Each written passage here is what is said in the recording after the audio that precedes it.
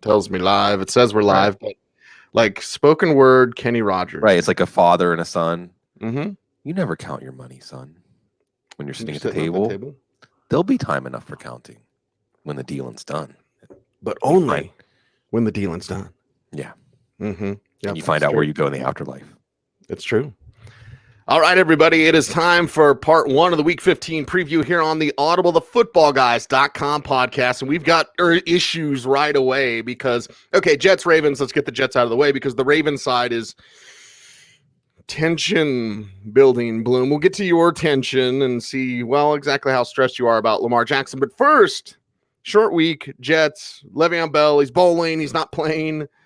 Well, what about this week? Is he playing? And what about any of these Jets? Would you play him on Thursday night against the Ravens in week 2 of the fantasy playoffs? I mean, I lean no here. In those leagues with team defenses, you're really happy to have the Baltimore defense. So no, not Darnold, not Robbie Anderson, who's going to get a good corner no matter who he faces. Probably not Ryan Griffin. I don't even know if Ryan Griffin's playing. He's banged up. That's enough. Break ties against players that are hurt. For the most part, we'll get to the Ravens side. Le'Veon Bell, it's not crazy to bench him.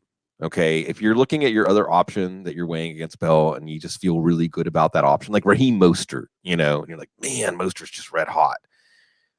Bell's going to get volume, but you wonder, Cease, are they going to, is Adam Gase going to start playing games with his workload? Because he still thinks he should get more work in the passing game. He's going to be shopped in the offseason. That's a whole other fun topic to talk about where he's going to end up if he ends up back with the Jets. So, I understand feeling a little shaky with him. And they're shopping Jamal Adams too. Just trade all the good players. Adam Gase. Gase is a curse. He's a pox on a franchise. Already sick, coughing up blood franchise. Mm-hmm. All right. Let's talk about the Baltimore Ravens then. Lamar Jackson says he's going to play, but he's not going to be 100% Bloom. So fantasy GMs on a short week have to make this decision. The matchup is there for it to be, and even in 3 quarters, this is what I wrote on the newswire at footballguys.com. Like, even if he's not 100%, and even if he plays 3 quarters, it should be enough to post QB1 numbers. Do you feel as confident? And with Lamar Jackson a little bit banged up, what does that mean for his weapon? Does it mean more Mark Ingram? You know what I mean? We're looking at the tight end position being like, okay, Mandrew, they say leg contusion again, recording Wednesday morning early. They're saying leg contusion. That's a bruise. It's not as serious as you thought, but is it just more Hayden Hurst, right? Is that their recipe this week against the Jets? Whatever they do should work. It's a what you can live with kind of thing. I can't live with losing because I benched Lamar Jackson. I just can't. Maybe if Deshaun Watson was the other choice. That's about the only one I could think of that I would say, okay. Like you said, 3 quarters. We see this with Jackson, his hyper efficiency as a passer. It doesn't even have to be as a runner. So I saw a stat Doug Farrar put out that he's tied with Jameis Winston for the most passing touchdowns from the pocket this year. He's had many fewer interceptions than Jameis, too. Play Mark Ingram. Look, he has a tough matchup. I get it. But there's a potential for 2 or even 3 touchdowns here in this game for him. Marquise Brown, it's very simple. You're looking at your matchup, and you should be able to dial in. One of the things you need to do in your matchup, look at your opponent's lineup. Know if you're an underdog or you're about evenly matched, or if you're a favorite. If you're an underdog, yeah, Marquise Brown could catch 2 long touchdowns in this one. That wouldn't surprise me. Play Mark Andrews if he's active.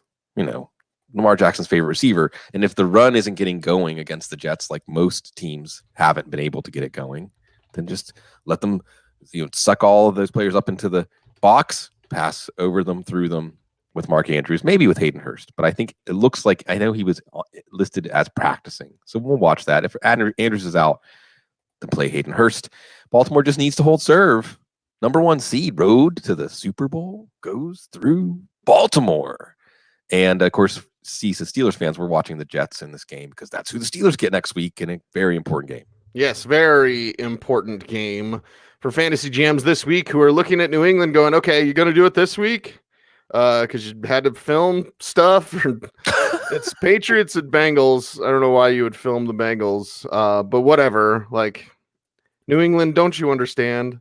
Like, right, Bloom, it's all about reading the room. We often talk about that when people say something out of turn or something. It's like, don't you know, Aren't you aware of, Yeah. the culture, the world, everything around you? Like the Patriots, are you so stupid that you would send a film crew that you know nothing about when everyone thinks you cheated by filming everybody, dating back Yeah. to, Yeah. Marshall Faulk and Super Bowl 36, whatever? Like, come on, don't be morons. And fantasy GMs for that take is like, okay, come on, do something this week. It's Cincinnati, but how much faith can you have in Tom Brady and company when they haven't looked very good? They haven't looked like themselves.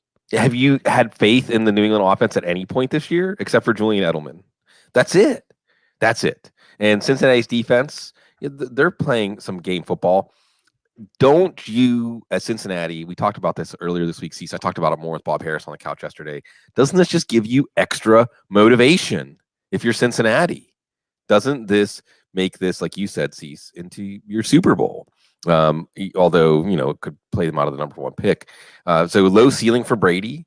Sony Michel, you were holding for this game, getting some rushing touchdowns. It might happen, but I'm not trusting it. James White, well, if New England does control the game, then he's not as good. So I'm not really necessarily trusting him. These receivers is not working out, Myers and Sanu and Harry. And this is going to be a game that is the plucky underdog.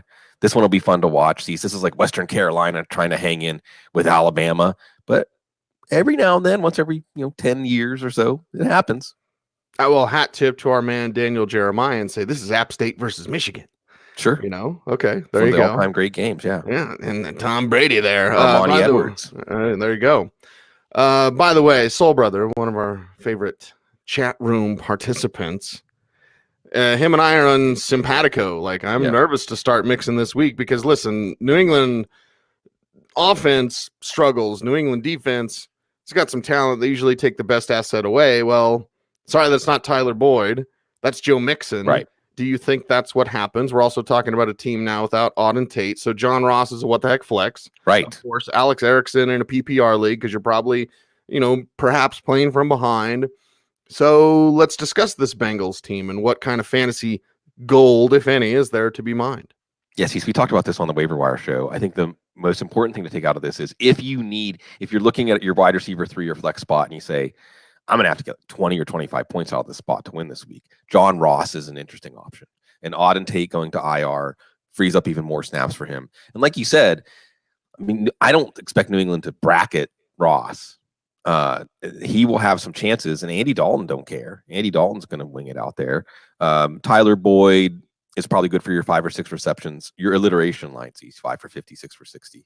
And you're still going to play Joe Mixon. Look, Joe Mixon was overcoming a lot worse situation last year in December to put up numbers. So I still think Joe Mixon's going to, and he's getting involved in the passing game again. So, sprinkle in some Giovanni Bernard and see how this goes. I think that Cincinnati, here's the thing about New England, right? They've been getting defensive touchdowns. They've been getting these punt block touchdowns and short fields. If they're not getting those, if Cincinnati can just avoid mistakes, avoid special teams breakdowns, they're going to hang in this game. Red hair don't care. Yeah, nice. Get Tampa Bay on that. Yeah. And Detroit. Yeah, they should. RotoWare is awesome. Tampa Bay and Detroit up next. And of course, no Mike Evans. So here we go, Chris Godwin. It's all on you. Against the Lions, you got to be licking your chops. You got to be thinking Brashad Perriman is a what the heck flex? Sure. I'd actually trust Brashad Perriman more than John Ross as a what the heck flex. But, that's certain levels of wherever you're at. Well, how about more of the tight ends here with Cameron Brate and O.J. Howard? And what about that ground game, using air quotes, Bloom? Can you really trust in week 2 of the fantasy postseason Ronald Jones or Peyton Barber? No, that's easy. Really, the whole Tampa situation is very difficult to gauge because Jameis Winston was at a public event, an annual public event, I think that he has, and he had a cast on his thumb. Yeah, his hand. So, and he's like, oh, y'all see this, I'm going to play. I don't know if he said that, but basically he was indicating like, even though the cast is on his thumb, he's going to play. But I'm just doing the math here. Like, I'm no Dr. Gene, but if the idea is, well, you're going to go do something out in public, you should probably keep your thumb protected. How is it okay to play like 5 days later when guys are going to be coming at you with bad intentions? So, Is he going to play? Is he not going to play? Well, Bruce Arians will probably want him to play. But see, this isn't one of those things like a shoulder or something where they can numb it up. You don't want him playing with a numb thumb. So that's not good. Right. Can he get knocked out of the game with a hit on the thumb? Or if he bangs it on like a offensive lineman's helmet or something? I don't know. I think you play Chris Godwin. Because even if Ryan Griffin ends up in, Godwin's probably okay. But even though the matchup's great, and that's the thing, the matchup's great, it would make you want to play Perryman. It would make you want to play Justin Watson. It might even make you pause for a second season and say, should I play O.J. Howard? So is it finally going to all come together in week 15 that O.J. Howard is like one of the main passing targets like we were hoping when he was going in the 4th and 5th round of drafts? So I don't know. I want to see James Winston practice. I want to see some signs of optimism that he can play with this, because a cast on Tuesday usually doesn't mean playing on Sunday. Usually means trouble for that team. And the Detroit side, well, they got enough trouble. Marvin Jones Jr. shut down, so all Kenny Golladay all the time, I would guess. We're waiting on the injury status. Do we know about Bo Scarborough yet? And it's not like you're lining up your lines being like, I can't wait to get these guys in. Right. Kenny Golladay aside, sure, but everyone else, meh. Right, and you're going with Kenny Golladay with Marvin Jones on IR, and it's Tampa. So Golladay could be a week winner this week. Whether or not Bo Scarborough plays, it's the Tampa run defense. Again, you're looking for rational coaching here. Maybe more J.D. McKissick. Why not spread out Tampa if you're going to have some fun and play to win? Of course, in the background here is draft order, because every week moving up a little closer. The Lions are still alive for Chase Young, depending on how things go, with the Giants and Dolphins playing each other this week. Dolphins and Bengals are going to play each other. So if you're going to have fun with this, though, and of course, Danny Amendola might be a sneaky PPR play if he makes it through the game. But I guess he's been pretty healthy this year. I shouldn't say that. That's mean. And I'm just excited to see Logan Thomas play some more tight end. Logan Thomas, maybe he's a secret weapon. Not really. But it is snorkel, scuba, submarine season. You always get that right, and I had to slow down to do it. Here's the thing, though, about tight, because we're talking about O.J. Howard, right, and Logan Thomas. Yeah. There's so much help at tight end. Like on normal years, like most years, we'd be like, man, I'm getting Logan Thomas in. And this year, it's like it's like my fourth guy. Tight end, there's a lot of help. Yeah. Wide receiver, maybe not as much. Chicago and Green Bay. This one in the NFC North, and this one at historic Lambeau Field. Okay, Chicago. Mitchell Trubisky going to do it again, or what? And then which assets are you trusting from Mitchell Trubisky because of Allen Robinson, and of course, Anthony Miller and all that, and not really trusting David Montgomery. Against the Packers, though, the Bears come out on top. Do they come out swinging? Maybe. They're not dead yet, right? Yeah. And they still play Minnesota, which is the team they probably will have to overtake to get a playoff spot. They're playing really well. They're confident. Their quarterback's confident. And again, is it a good thing if Mitchell Trubisky finishes with a strong December? If you're a Bears fan, then he ensures that he's the quarterback next year, and they probably don't do anything in this very interesting quarterback offseason. Well, I don't know. But he's a quarterback 2 super flex option. Green Bay's defense doesn't scare me. The backfield here is going to be split between Montgomery and Cohen enough that I don't think you want either of them. Taylor Gabriel, will he be back? On one hand, his absence coincides with Anthony Miller breaking out, but maybe Anthony Miller breaking out persists even if Gabriel is back the way he's been playing. Also getting one of those lesser Green Bay corners. So it's been enough weeks in a row that Miller has been relevant. You're probably going to stick with him if you've been playing him. And of course, you're going to trust Allen Robinson. And maybe with Javon Wims banged up, we'll see some Riley Ridley. Of course, speaking of tight ends, they could use some tight end help. They could use Logan Thomas if they had him. And Jesper Horsted at tight end there, JP Holtz. So we're learning new names. That's one of the wonderful things about football in December. See, we geek out on it. But this game is not going to be for geeks. This is, you said, it's going to be more of a physical game, a street fight kind of game.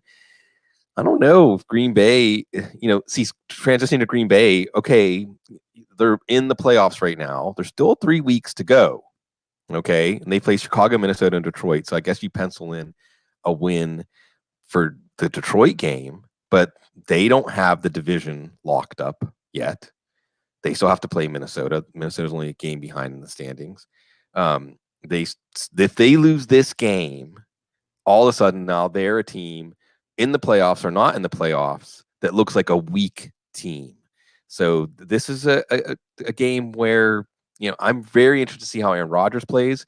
And see, I think a lot of people with Aaron Rodgers, they drafted him to be their starting fantasy quarterback, but I don't know if they're going to start him this week. No, I feel like they're a weak team right now. Yeah. And they're a weak team without clarity at a bunch of different positions. Like, are you trusting Aaron Rodgers? Are you trusting Devontae Adams? Even in the backfield, like, is it a Jamal Williams week because it will be more physical?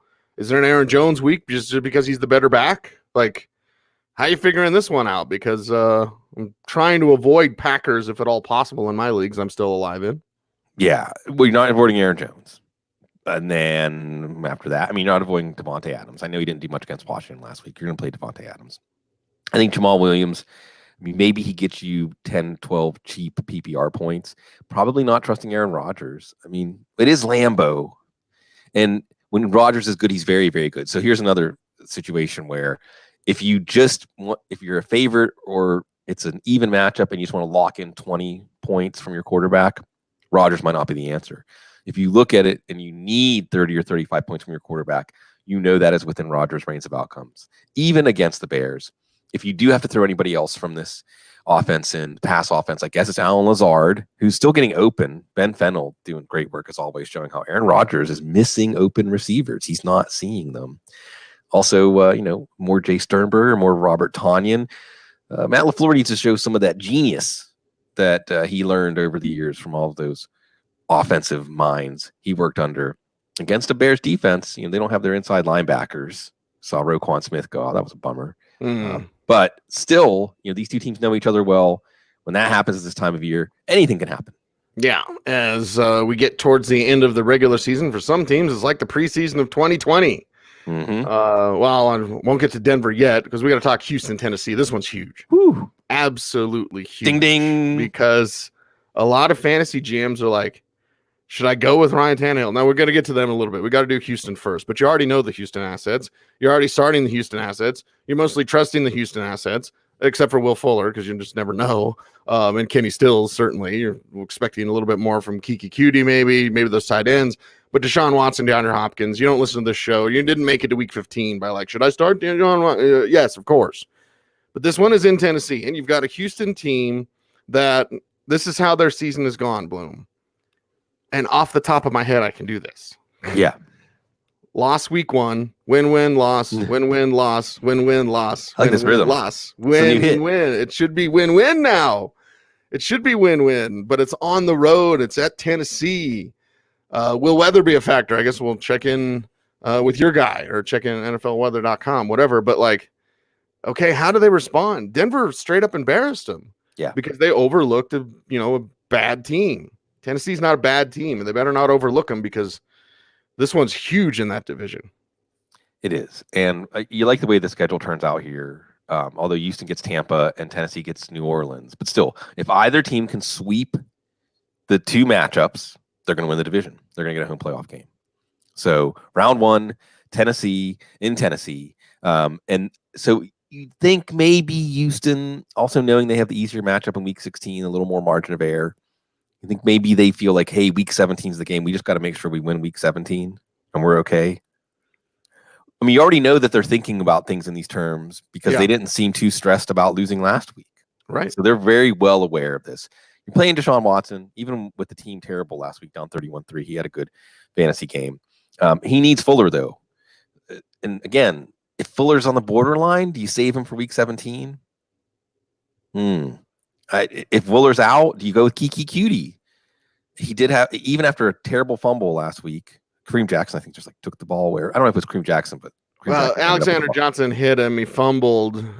Jeremiah Tachow picked it up, and then he took it. Kareem Jackson took it from him and ran it for a touchdown. Yeah. Mm-hmm. So it's nice to see a Tachow who didn't, after the Chargers spent a high draft pick on him, didn't really do much with them, doing some stuff in Denver. Lots of names. Some guys weren't even on the roster at the beginning of the year, making plays for this Broncos defense. Anyway, it's a Broncos show. So then you have the tight end. You got Duke. It sure seems to me with Tennessee's stout run defense that this should be a Duke Johnson week. But then we have to count on rational coaching for Bill O'Brien. We don't get that. Did you see, by the way, Jalen Strong in his thread? Really? Jalen Yes. Strong doing some stuff. Okay. Jalen Strong started the thread. I highly recommend everyone looking it up. I tweeted it out yesterday, a taboo breaking thread, where he said he realized that while he thought being in the NFL would be living his dream, he was mostly just depressed.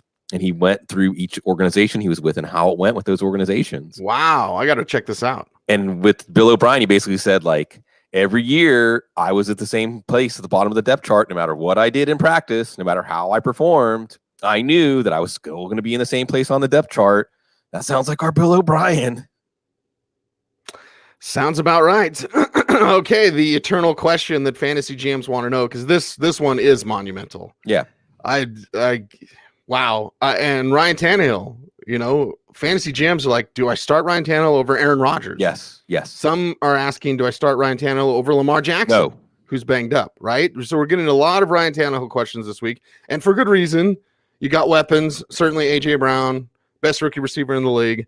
Don't give me the numbers. Just watch the game. The guy's incredible. You've got Derrick Henry leading the way, and that's what they want to happen. And we did talk about Deion Lewis a little bit on the waiver wire show, but Tennessee at home, this is what they've been climbing for. This is what they've been battling for. And this isn't a false positive like you get with Chicago, right? Like, hey, Chicago's winning some games and Mitchell Trubisky, false positive. Not saying that Ryan Tannehill's their long-term answer, but I'm saying the way that this team is playing, they're battle-tested. They fought to get to this point. Houston's kind of coasted, and Tennessee's at home. Advantage Titans. Yeah, I think so. I mean, see, I'm speechless because Ryan Tannehill is doing things. I think Chase Stewart tweeted out that only Russell Wilson and John Hadle have ever had 4 straight games with 130 passer rating. I mean, at some point you just have to say, this is what's really happening. And maybe it reverts back to, but it's, so see, there's so many things to tease apart here. Again, Adam Gase curse comes up. Also, how bad was Marcus Mariota? Really? How much was there? How much low-hanging fruit was there in this offense? And that's why it highlights what we always say, and I'm sorry to interrupt you, Ben, but it highlights what we always say. It's fit in the NFL. Ryan Tannehill can look like a slappy with Adam Gase and then do this with 10. It's fit. That's the dirty secret. It is. And fit doesn't just mean X's and O's. Yes. So play Ryan Tannehill unless you have Lamar Jackson. We talked about it on the couch yesterday, Bob and I think Mahomes, a banged up Mahomes against Denver, which we'll talk about either in the show or early in the next show. That's about the break line. And if I had to make that decision, it would give me indigestion. Derrick Henry, hamstring, don't worry about it. You're going to play him. A.J. Brown, don't overthink it. Dude's red hot. It's Houston. Cease can talk about how all of these guys were running through Houston's defense free last week. It was like a 7-on-7 drill. Okay? Play A.J. Brown, folks.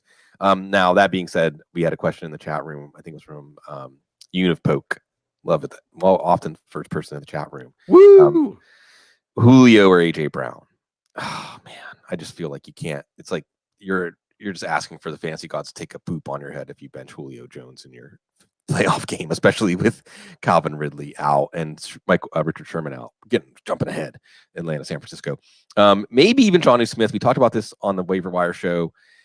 It's Noah Fant running free in that secondary last week. Johnny Smith could be that guy this week. Another very impressive physical player. And the more you think about it, Cecil, all these options for Tennessee, it's imposing for Houston. Mm-hmm. And Houston, if they think they can just turn it on and turn it off, it's NFL. You can't turn it off for 1 week and say, we're fine. Not the way this Tennessee team is playing. No. And Tennessee team being sharp and being on the attack. Houston's more of like, let Deshaun take care of it. So defense is awful. Let's talk about the Broncos next, Bloom. There you go. Talk about banged up Pat Mahomes. But Broncos side first. Broncos traveling to Arrowhead.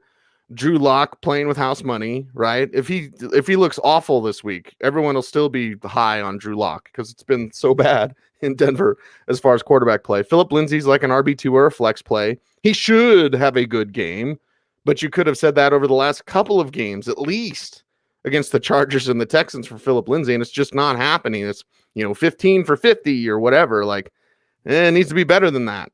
And, Royce Freeman, they're not using as much anymore. Noah Fant, low-end tight end 1. Fantasy GMs trust him. Locke certainly is going to go after Cortland Sutton. I'm not looking at this game thinking, it's a Tim Patrick week, what the heck flex, or Deshaun Hamilton, whatever. Denver's pretty simple. Locke throws to Sutton. Locke throws to Fant. Philip Lindsay runs hard. And that's your recipe. That's really all they got. Yeah, and this is fun, by the way. Drew Lock, Lee's Summit, Kansas City suburb-ish, Missouri. Chiefs fan, by the way, when Chiefs he's growing fan. up. Yeah, and Amado's game after Pat Mahomes, and I said it yesterday on the Fan War Room. I said, imagine if this is the next great, because I did the show with Brandon Stokely. I was like, Brady Manning, when you guys were going at it, like when B. Stoke was out there catching passes from Peyton against Tom Brady, if Lock Mahomes becomes the next great, I'm getting chills just saying it now. Mm-hmm. But if Lock Mahomes becomes the next great quarterback duel in the AFC West, be fantastic. Yeah, it would be.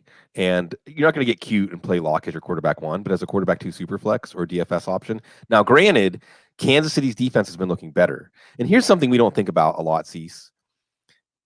New coordinators, right? And maybe this goes for old Rich Scangarello, too, in both of the sides of this matchup. Now teams have had a few months to absorb, digest these systems. And the coordinators have had time to see who fits in different roles and what plays the offense really can click on and so on. Steve Spagnuolo's defense has been playing pretty well. So, I mean, better. It's not the Achilles heel of the team the way it was last year. All right. Played Philip Lindsay. Like C said, he's going to run his heart out. He got a touchdown last week, and Drew Lock is making this offense more than functional. Absolutely play Sutton. Don't worry about last week's line. Noah Fant. And Cecil, we heard anything more definitive about his foot? Not yet. It's Wednesday morning. Yeah. I'm headed out there in about 30 minutes. So I'm thinking if he's playing, along. you're playing him because he has that very rare tight end ability to make your week on one play. And Kansas City does have some breakdowns. So it's going to be interesting to watch here because Kansas City can still get a bye with that win over New England last week. So this is a very important game for them. And Denver's on that joyride, Cease. And they played Kansas City tough last year when they didn't have Drew Lock. So this is going to be a fun game to watch. Yeah, because it is 2020 preseason for Drew Lock. That's what this is. That's what these last 5 games are for him. And again, it's house money. You want to see what you can build on? Let him play. Mm-hmm. Just let him play, bud. Yeah, bud. I used to win an Arrowhead, bud. Go sling it. Let him play, Rich. Don't save your job. Let him play. Okay, let's talk about Kansas City. Let's talk about a banged up Pat Mahomes. And I'm going to talk to Andy Reid in about an hour and a half. And I'm going to ask about their running backs because it's like, yeah, who's playing? Like, why doesn't Darwin Thompson more? Why do you hate Darwin Thompson? Why do you hate fantasy GMs? It's exactly what I'm going to ask Andy Reid, or maybe not. But like, okay, Tyreek, yes. I don't care if he's on Chris Harris. Chris Harris, there'll be a breakdown on just like with DeAndre Hopkins, just like Mike Williams. Like that happens, right? Keenan Allen, whatever. So Tyreek, yes. Travis Kelce, yes. McCole Hardman is a what the heck flex, right? Yeah. I feel better about him than I do John Ross because really, I mean, they've got great safety play in Denver, certainly Justin Simmons, Kareem Jackson. But their secondary outside of Chris Harris Jr. in terms of cornerbacks isn't very good. So, yeah, sure, McCole Hardman, what the heck flex. I can't trust the running back situation. Not in the second week of the fantasy playoffs, and not against Denver, who's traditionally tougher against the run. So Mike Youssef is in the chat room and asking about getting over the jitters. And we'll talk about this a little bit more tomorrow when Cease doesn't have to run and talk to Andy Reid right after the show. Get some good recipes, Cease. Who do you trust? Who do you trust? Who do you trust, right? Take this back to I talked about this with Bob Harris on the couch. Take it back to the genesis of fantasy football, which is like having these players on your team, right? It's your team. You're the GM. You're the owner. And you decide who you trust. If you're putting your season in someone's hands, and even if it is a bruised up Patrick Mahomes hand, it's easy at that moment of truth to say, I'm going to trust Patrick Mahomes, right? Mm-hmm. It's easy. I mean, just if I go down with Patrick Mahomes, I go down with Patrick Mahomes, but I'm going to trust Patrick Mahomes. I think you still play him, and it makes you trust Hill, makes you trust Kelce, makes you trust Hardman. In the backfield, this is officially, like you're saying, Cease, the Kansas City backfield, our cup runneth over last year in the fantasy playoffs. This year it's a lump of coal. This year it's bah humbug. And I think that no matter what Andy Reid says, it's going to be all 3 backs and maybe even Damian Williams. So we're not going to like that. But this is a big game. Denver played Kansas City really tough last year, both matchups. didn't go well when Patrick Mahomes got hurt this year. I don't know what happened in that game. That was a bizarre game. Mm-hmm. But Kansas City can still get a bye. Kansas City can still host a divisional round game, maybe even host, if there's an upset, the AFC title game. This is important. It's incredibly important. Like this show bringing together old friends. Bama Vilo, do I always mispronounce Ryan his Olsen. name? And Ryan Olsen. People who need people are the luckiest people. Ryan's like the power of football, guys. Yeah. That's right. And make sure to jump in on this show live on our YouTube channel if you can. We appreciate you for listening on Apple Podcasts, on Spotify, and all that. Couple more games to go before we wrap up part 1 of the Week 15 preview here on the Audible. It's Miami. It's the Giants. Okay, it's Miami and the Giants. There could be something here. Devontae Parker, right? I'll go back to the well with Devontae Parker. In fact, Bloom, I saw you talking about Tyler Lockett in the chat room. Yeah. I'd trust Devontae Parker more than Tyler Lockett. And I love Tyler Lockett. I say it every show, and I couch what I say because then I go, I'm not starting him. I don't trust him. But Devontae Parker, who was disappointing last week, he shouldn't be this week against the Giants. So let's talk about these Dolphins because there's maybe Gesicki, right? There's not a ton to get into here. No, not really, but at the same time, this is a fascinating game, partially because it's a draft position bowl. The outcome of this game is going to shuffle things a little bit. And if the Giants can win this one, it's confetti in Cincinnati. Last week, I think they had 7 field goals, and I'm going to say Jason Sanders might have even missed one too. So they were moving the ball against the Jets. If Devontae Parker's back, do those field goals turn into touchdowns? Does Ryan Fitzpatrick become a more interesting streamer, a high ceiling play? Does Patrick Laird become a more interesting running back 2 in PPR flex with a chance to finish another drive or two? If Parker's in, it's okay. So you have Isaiah Ford and Allen Hurns. If Parker's out, the whole offense shrinks, but they're going to get more targets, and maybe they get into wide receivers reflex consideration because it's the Giants. But if Parker's in, they maybe have a better chance to catch a touchdown, especially Hurns, and it helps this whole offense. It helps Gesicki. So it all comes down to Parker and the concussion protocol. Without him, they're a field goal offense. With him, they were turning into a touchdown offense. And that's probably good news for the Giants and Mr. G, as they will be in position to get Chase Young if they lose this game. That'd be a nice position to be in. That is for sure. Now, we got to get to the Giants side of things, and it should be Eli Manning once again. Bloom, if you know anything different, let me know. But the last we knew about Daniel Jones, it was 2 to 4 weeks. He might not even play the rest of the season. So here comes Eli, and Bloom, I got to admit, Bloom, on Monday night, I was rooting for Eli. Sorry, Jason Wood. Yeah. But I was like, Eli out there getting it done, like Doors having some energy, families there watching him, Peyton in there saying like, man, I'll never recommend Adam Gase for anything else. That's not true though. Yeah, it's not. So let's talk about these Giants assets. And of course, fantasy GMs or chat rooms lighting up about Saquon Barkley. Utini says this is the game Barkley returns his round 1 value. We've been waiting. Of course, Darius Slayton waiting on the health status of Evan Ingram. Yeah. Of course, they're done. So let's move on from that. Let's talk about these Giants with Eli. It's fun. Did you see the way the Philly players really respected Eli at the end of that game? Yep. There's a lot of respect for Eli out there. And I know he's been a punchline for us in the last few years, but let's give the dude some respect. And I agree with you. He has a quarterback 2 super flex against Miami. Yeah. I'm not that against it, really. Saquon Barkley, yes. And it's fun, Cecil, because that brings up the idea of the entire fantasy season starts with your draft or even your pre-draft prep, and there's this story, right? And Saquon Barkley is a first-round pick.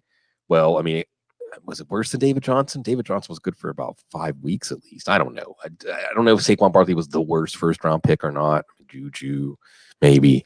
But does it all culminate in him coming through when it matters the most? Very possible. I would go Slayton, then Shepard, then Tate. Again, just don't argue with reality. Don't try to tell reality that it should be something other than what it is. This is what it is. Darius Slayton, nobody, I forget who it was, someone from Draft Twitter was saying, hey, I had Slayton in my top 100. Like, that's the best brag that you can do about Darius Slayton right now. Well, I thought he was one of the 100 best players in the draft. Nobody saw this coming. That Corey Coleman injury opened the door to something very special with Darius Slayton. Doesn't even matter who his quarterback is. And with Ingram, I think even if he comes back for this game, I'm not trusting him. See some more. It's Caden Smith, another Stanford tight end. So again, on one hand, the Giants obviously are playing hard. I mean, they went to overtime against the Eagles. On the other hand, if they can win this game, if they can lose this game, it really puts them in a much better position to have Chase Young locked up. And I think that there is probably a pretty big gap between Chase Young. If you haven't looked him up, folks, Ohio State edge player that is just something out of a nightmare, something out of the relentless, like the Lord of the Rings, they're just something that's going to be on your trail and going to get you one way or the other. You can't escape it. That's what the Giants are looking at possibly getting. Miami gets the Giants, they get the Bengals. Watch Miami play themselves down to the 9th or 10th pick, like Buffalo Bills territory. Right. There you go. By the way, Soul Brother and others alerting us that Daniel Jones did practice today. Oh, he did? Okay, well. Anything? And again, we're recording Wednesday morning. We just wanted to... I'm sorry. No, that's good. Thanks, folks, because this is when this stuff starts to come in. I mean, if Daniel Jones is playing, if Daniel Jones gets in enough practices where they deem him ready to play, then Daniel Jones is your quarterback 2 super flex with a little extra. It only changes Jones, though, right? It doesn't change Slayton for me at all. Or Barkley. Well, actually, Jones was the one that lit Slayton's fuse earlier in the year. So it was more of a surprise that Eli was able to hook up with him the way he was. So again, maybe Odell Beckham's missing Eli more than we think. All right, final game in part 1 of the Week 15 preview. Philadelphia and Washington.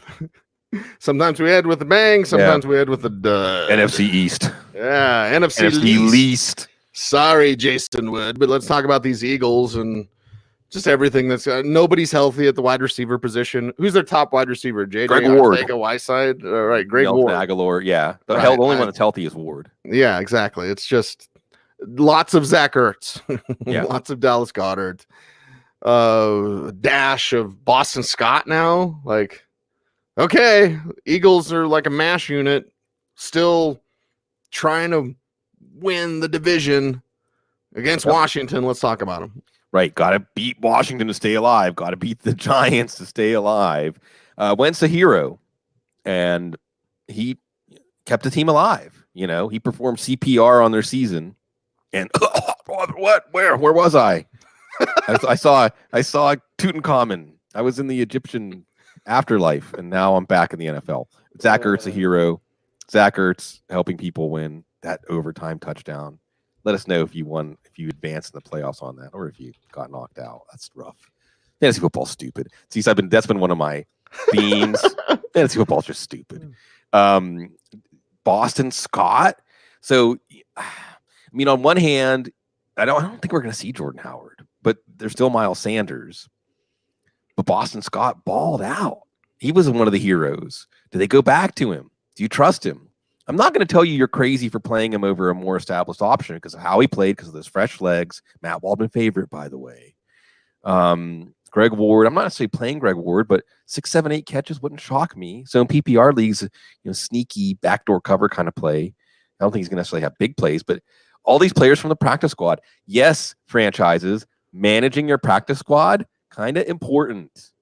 I noticed, by the way, the Dolphins nabbed a few players off of practice squads earlier this week. So Chris Greer is playing that game. And then Dallas Goedert, just because of the deficiencies at wide receiver, you're looking at him as a low tight end 1. So Philly, survive in advance, even if you're doing survive in advance against Austin P or whatever. Austin P's had some good upsets. I shouldn't have picked them. I should pick someone who's never won, Niagara or something. But you're surviving. You are surviving, but are you thriving if you have Washington players? Yeah. Yeah. Okay, they're back to Adrian Peterson as the lead back. Chris Thompson's out there as a flex appeal in PPR leagues because they're going to throw to him a bunch. McLovin, maybe. I don't know. Washington home, doesn't matter. By the way, the Egyptian god that he saw bloom. Yeah. If it was a god, because Tutankhamun was a pharaoh. Khonshu. Go with Khonshu. Khonshu. I like it. Khonshu. That's Moon Knight's god. But anyway. Oh. I like it. Washington, what's their god? I don't even know. Something in the underworld. Dwayne Haskins. Beelzebub. The Lord of the god of flies. He has a devil set aside for me. Dan Snyder has a devil set aside for. I love when you sing. Yeah. Soggy Bloom is the best. Yeah, it's good. There's a lot of reasons to sing. Let's go caroling. Let's do the Football Guys online virtual caroling session.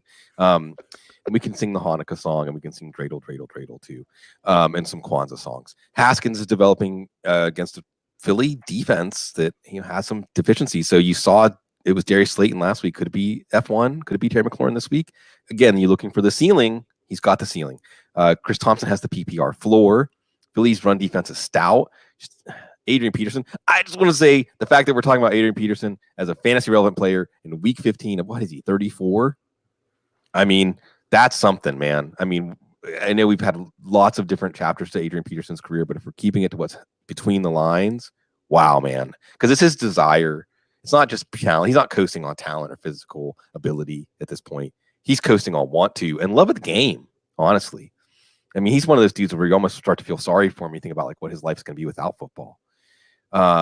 Staying in the top 3 of the draft, Washington, just like the Giants last week. You want to give a division rival all they can handle, but at the same time, they're positioned 3rd with the Dolphins having games they can win in the 4 spot, with the Giants potentially beating the Dolphins this week. We also are going to have the Giants Washington playing next week. So Chase Young Giant. Ooh, what about Chase Young opposite Ryan Kerrigan? Chase Young opposite Montez Sweat. That sounds like fun too. So lots of stuff hanging in the balance here. I'm going to make you sweat. All right. That is a wrap for part 1 of the week 15 preview. Super quick. If you have any questions for Andy Reid, throw them in the chat room. Might pick one. Yeah. Never know. So that is a wrap. I'm off to talk to Andy Reid.